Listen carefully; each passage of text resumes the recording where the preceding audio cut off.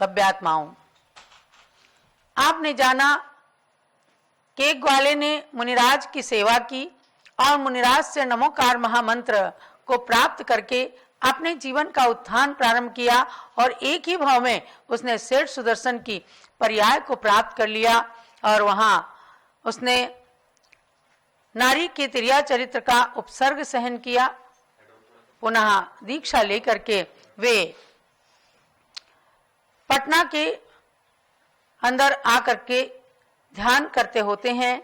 उस समय जिस रानी के जीव ने उन पर उपसर्ग किया था, अर्थात उन्हें बेविचारी सिद्ध किया था, गलत सिद्ध किया था, तो राजा ने सूली की सजा दे दी थी और जल्लादों के द्वारा तलवार उठाने पर फूल का हार बन गया था। उस रानी की बहुत भर्त्सना हुई जब वन देवता ने प्रकट होकर के सच्ची बात राजा को बताई थी, तो आर्त ध्यान रौद्र ध्यान परिणामों से मरकर वह रानी का जीव एक व्यंतर देवी के रूप में जन्म ले लेता, अर्थात व्यंतरनी हो जाती है और मुनिराज को, सुदर्शन मुनिराज को ध्यान करते देखकर उनके ऊपर खूब उपसर्ग कर रही है।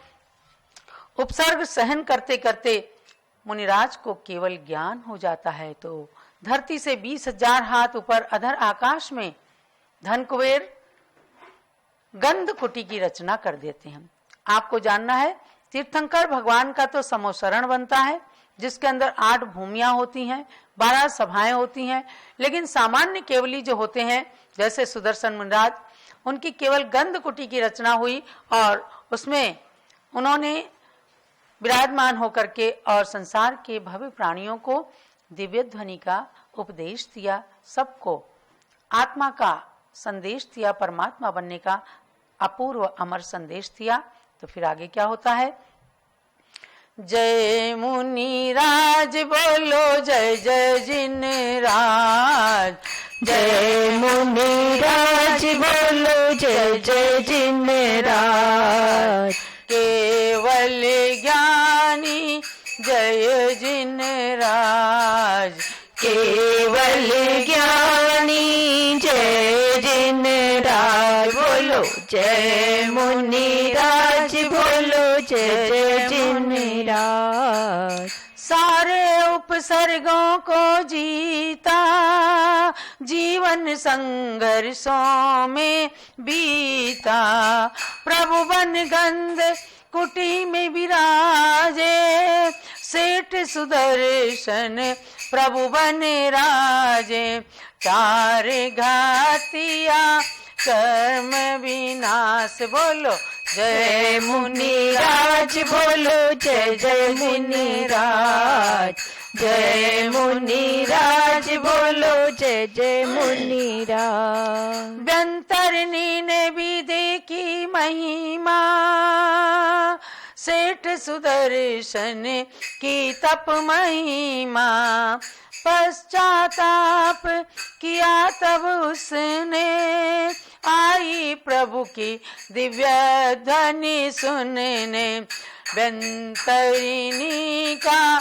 झुक गया माथ, बोलो जय मुनिराज बोलो जय जय मुनिराज, जय मुनिराज केवल ज्ञानी भगवान, अर्थात महाज्ञानी केवल ज्ञानी सेठ सुदर्शन जी के गंध कुटी में आकर अभ्यंतरनी भी अपना माथा झुका लेती है और कहती, हे प्रभु मैंने आपके ऊपर अकारण उपसर्ग किया, आप तो क्षमा के अवतार रहे, सहिष्णुता के अग्रदूत रहे और आपने सब कुछ सहन करके और अब भगवान आत्मा का रूप धारण कर लिया है।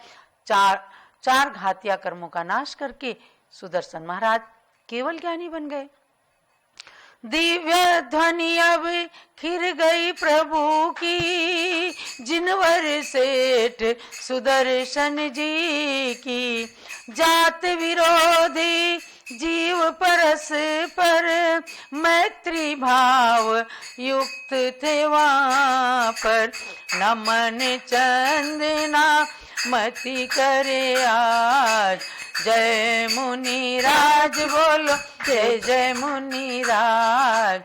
जय मुनिराज बोलो जय जय मुनिराज।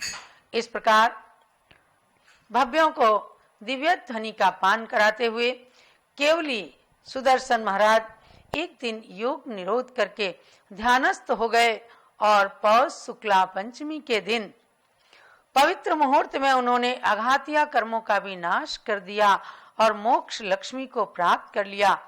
पटना का वह स्थान आज भी सेठ सुदर्शन का निर्वाण क्षेत्र, निर्वाण धाम सिद्ध क्षेत्र कहलाता है। उन सिद्ध परमेष्ठी सुदर्शन भगवान को अनंत अनंत बार कोटि कोटि नमन करते हुए हम यही भावना भाते हैं कि सेठ सुदर्शन के समान हमें भी सर्वप्रथम ब्रह्मचर्य व्रत, शील व्रत की पालन की दृढ़ता प्राप्त हो और जब भी उपसर्ग हो, विचलित होने की अवस्था प्राप्त हो तो उपसर्ग को सहन करने की क्षमता प्राप्त हो। अंत में सब मिलकर के बोलिएगा, सुदर्शन जिन राज को निर्वाण हो आत्मा परमात्मा मुनिराज को निर्वाण हो गया, आत्मा परमात्मा भगवान बन गया।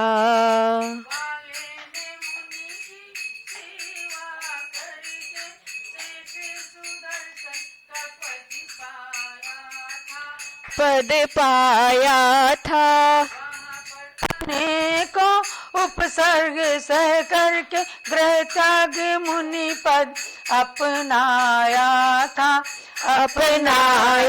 था ध्यान करके उनको केवल ज्ञान हो गया। हमें गंधे कुटी का निर्माण हो गया। सुदर्शन जिन राज को निर्वाण हो गया, आत्मा परमात्मा भगवान हो गया। पौष शुक्ल पंचमी को उन्होंने कर्म आघाती का नाश किए, कर्म आघाती को नाश किया था, भव भाव भ्रमण समापन करके सिद्ध शिला पर वास किया था। चंदनामती उन प्रभु का नाम हो गया, आत्मा परमात्मा भगवान हो गया। सुदर्शन जिन राज को निर्वाण हो गया, आत्मा परमात्मा भगवान हो गया।